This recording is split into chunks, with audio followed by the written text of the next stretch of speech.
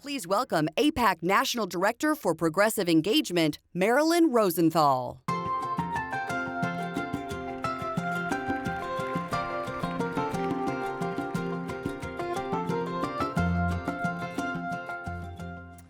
Good morning. My guests are the founding members of 3 new emerging organizations in the pro-Israel movement. Ann Lewis is a Democratic political veteran. She served as the Clinton White House Communications Director and as a senior advisor to the campaigns of Hillary Clinton. She joins us today as a founding board member and co-chair of the Democratic Majority for Israel.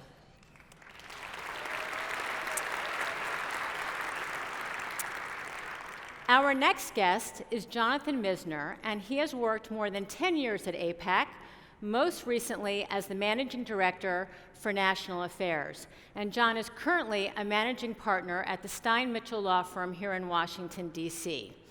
Today, John joins us as the board chair of Pro-Israel America, a newly formed bipartisan organization to promote the election of pro-Israel candidates to Congress.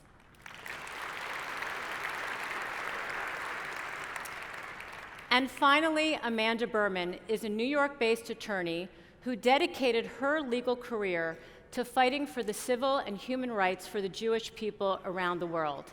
Today, she joins us as the executive director and founder of Zioness, a progressive and Zionist advocacy organization.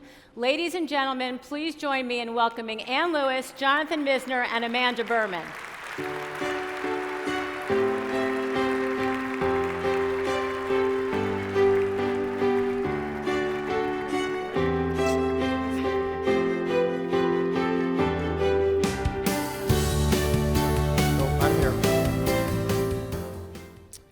I want to welcome all of you to this session, and I want to thank all of you for choosing this session this afternoon. I'm going to start by asking all of our guests the same question. And Ann, I want to start with you, which is, what is the impetus for starting your organization, and what is the mission of the Democratic Majority for Israel?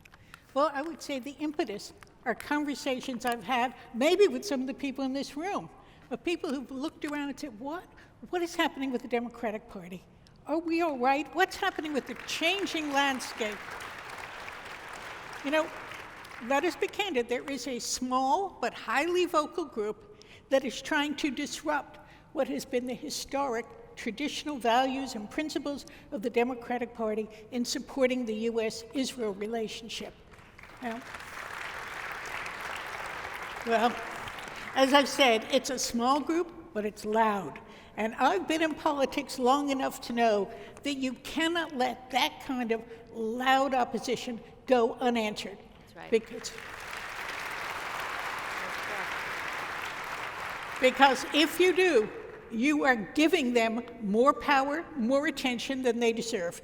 And so we concluded that we have to speak up, and we have to speak up in an organized way in order to be effective. Now, that's why we organize DMFI, which is, as you said, the Democratic Majority for Israel. Because we're Democrats, because we're the majority, and because we are for the U.S. Israel relationship. And speaking of organized, somewhere out there is my friend and co-chairman, Todd Richmond. I would ask him to stand, but you wouldn't see him anyway. But do know he's here. And there, see that? All right. Over there. Our mission is simple. It is to engage in the electoral process, beginning with the fight for the presidential nomination, which you may notice is already underway. DMFI, yeah, you picked that up, right? Smart people. DMFI is led by experienced, committed, credible Democrats because we know what it takes to make a difference. We know we speak for the majority of the party, and we speak for the majority of Americans. We will be working to ensure that there is a pro-Israel voice well represented in every political process decision that takes place throughout the next 2 years, and that the pro-Israel majority is a serious force in the next election.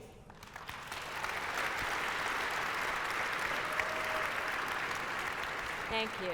Thank you. Amanda, I want to go to you. Ladies first, John. I hope you don't mind. It's all good. Amanda, the impetus for starting Zioness and what you're all about. Thank you so much. I'm so happy to be here. Zioness is a relatively new organization. We launched only a year and a half ago.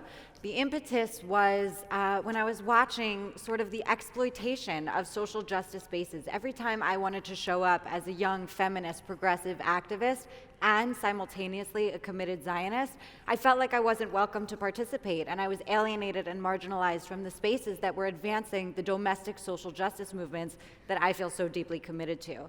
And I knew that there were so many people like me who were staying home from these spaces, from places where people were fighting for the advancement of social, racial, economic, and gender justice in America.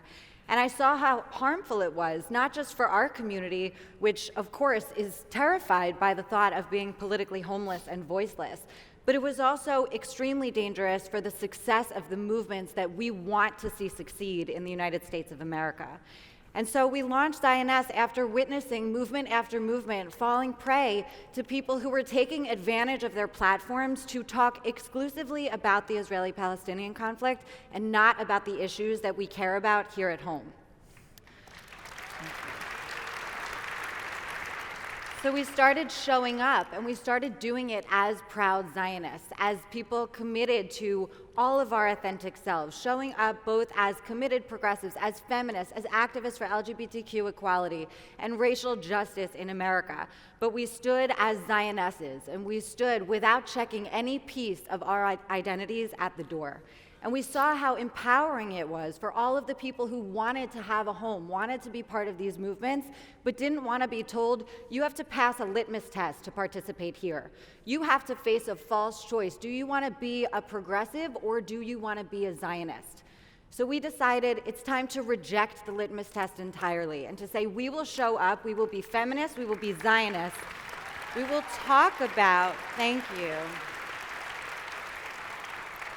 When we're in this space, we will talk about the inherent relationship, the power of being both a progressive and a Zionist.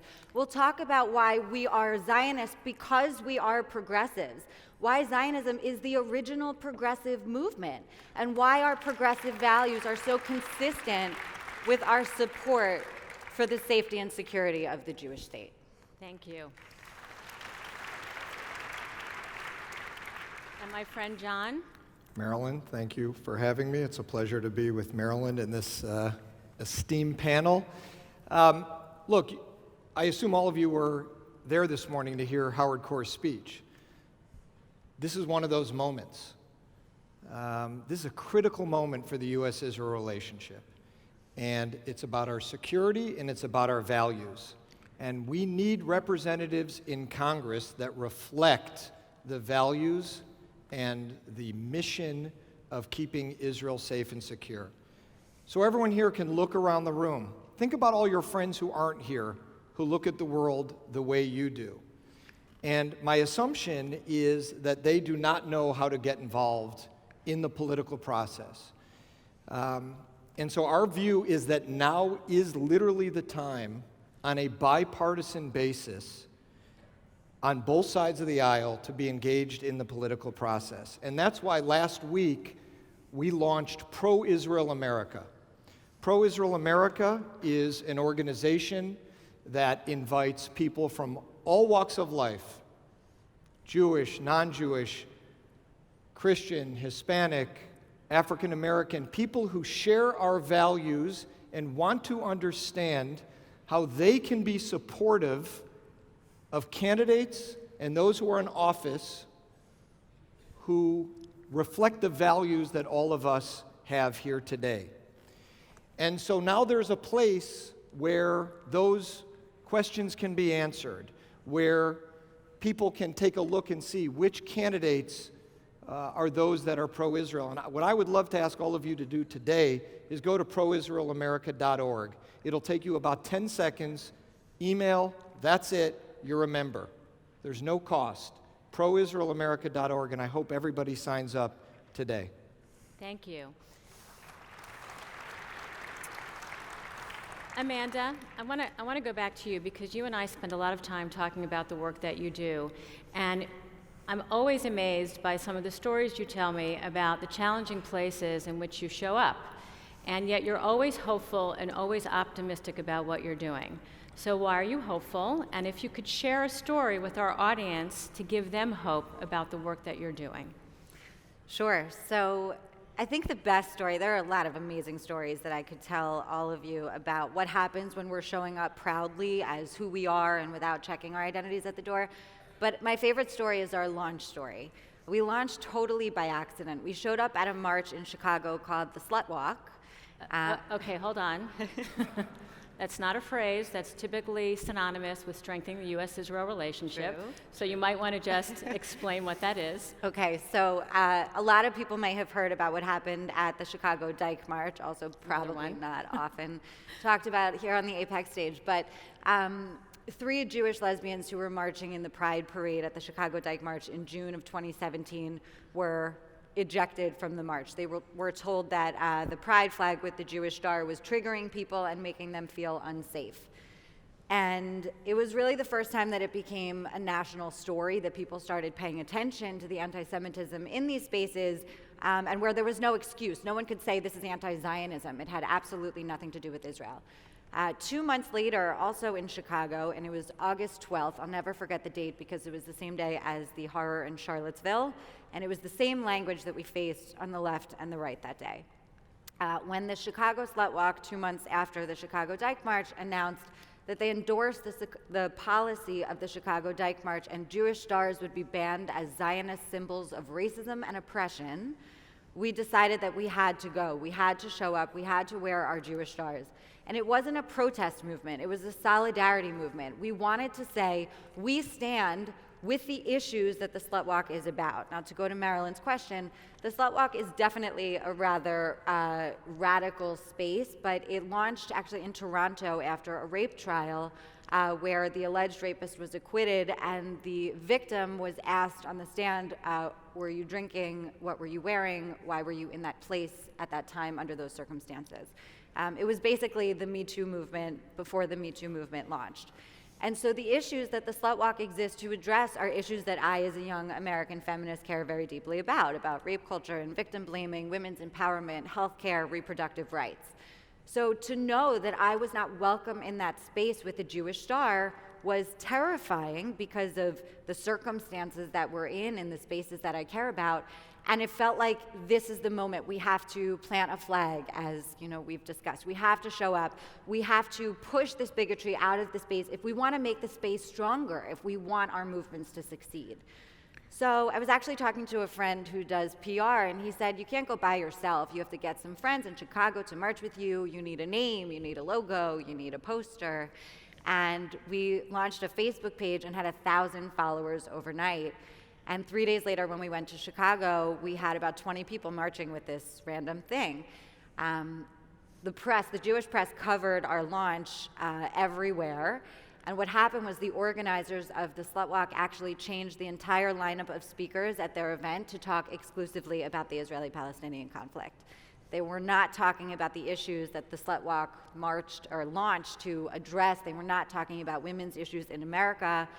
And when we showed up, the organizers had brought red umbrellas, and they were chasing us around this public park in Chicago, hitting our posters with the Zioness logo with their umbrellas and opening the umbrellas to cover our posters because the logo of a Jewish woman with a star necklace was just too offensive to them. And what happened was that the very radical, very diverse activists at the Chicago Slut Walk were distracted by the shenanigans, people chasing us around this park when we wanted to talk about women's issues in America. And all of these people came to us and they said, why are they chasing you around this public park? Why are they hitting you? Why are they literally assaulting you with their umbrellas? And we had the opportunity to engage with people who are in these spaces, who care about the advancement of the spaces, who either have heard nothing about Zionism or have only heard horrible things about Zionism, and they truly don't understand. And so when we had the opportunity to explain why we were being targeted and to say, we're here in our identity as Zionesses, but we're here to talk about the domestic social justice agenda, the women's agenda in America. We are not here to talk about the conflict. That's not what this space is about. And all of these people at the Chicago Slut Walk said, do you have an extra poster? We want to march with you. And so, thank you. It was such a powerful moment because in this community we've been talking for so many years about the fact that we are feeling pushed out of these spaces and we will lose a political home that is really the home of the vast majority of American Jews. And so if we don't have a place there, where do we go? So in that moment, I realized that this needs to scale. What we did in Chicago needs to be a place where Jews across the United States who are committed to their Zionist identities and their progressive values can show up under the Zionist banner. And so we accidentally did this, and we now have 23 chapters and an incredible board of directors, and we are building something really powerful.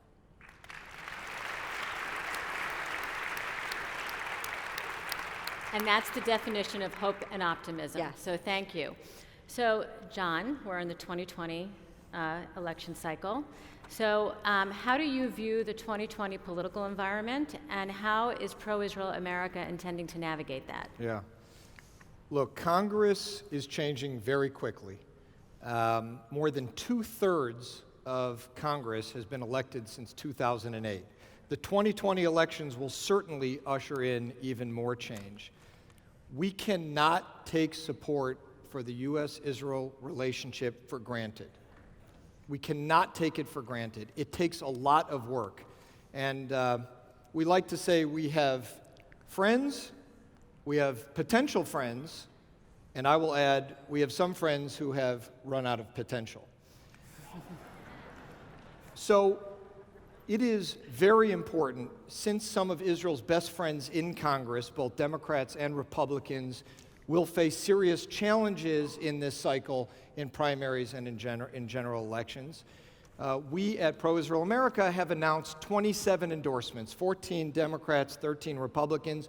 We will certainly be announcing more, both for incumbents and for challengers in the years to come. Grassroots fundraising works. We have seen this over the last many years. There are great examples of those who have raised millions and millions of dollars in using technology effectively in order to put their money where their mouth is and support candidates and members who reflect their values. This is what we're trying to build at ProIsraelAmerica.org. It's our right as American citizens. This is spectacular citizenship. It is our right to support those that reflect the values we have. And now, using our new website in a bipartisan way, there is a mechanism for anybody to go online quite easily, join first, look at the endorsements, give political dollars directly to those at any level that you want to on either side of the aisle. I will say one last thing, which is my son Alex is a sophomore at Georgetown. He's in the audience right now. It gives me great nachas that he's here. I will say that when I look at Alex and his college friends and those who may not understand that you can play in the political process without significant means, you don't need to max out politically. We've seen that this works. Technology is now out there that there are so many examples of those that have raised so much money. So how does Alex and his friends say, hey, I want to be involved? I'll put in $50. I'll put in $25. How about those who say, you know what? I'm a starting young professional. I'll put $500 into pro-Israel politics, but I don't know how. No one has showed me the path. We have the path now. Again, we believe in a bipartisan way. ProIsraelAmerica.org. I hope everybody signs up. I hope you then look at our endorsements, and I hope you put some money into the political process, because if we don't, and if your friends don't, then who will? Thank you. So Anne, I would like you to share with this audience the 3 most important things that you want them to know about the Democratic majority for Israel. Thank you. Well, first, as we've all been discussing, we're at the beginning of a presidential cycle, and the outcome of that is going to determine the identity of the Democratic Party. And by the way, the conversations are going to have a big impact on U.S. policy for years to come. So here's what you should know about DMFI. First, we are the only organization working to ensure that the Democratic Party continues its historic support for the U.S. Israel relationship by working within every aspect of the Democratic Party. Second, we have the political experience, credentials, and legal status to get engaged and be effective. Third, we will be using the latest campaign tools, personal networks, and with your support, we can be even stronger. So I would say join us. We will ensure that your voice is heard, your principles are counted, so that in 2020, the Democratic Party, our presidential nominee, and our party platform all speak to the values that we can be proud of. Thank you.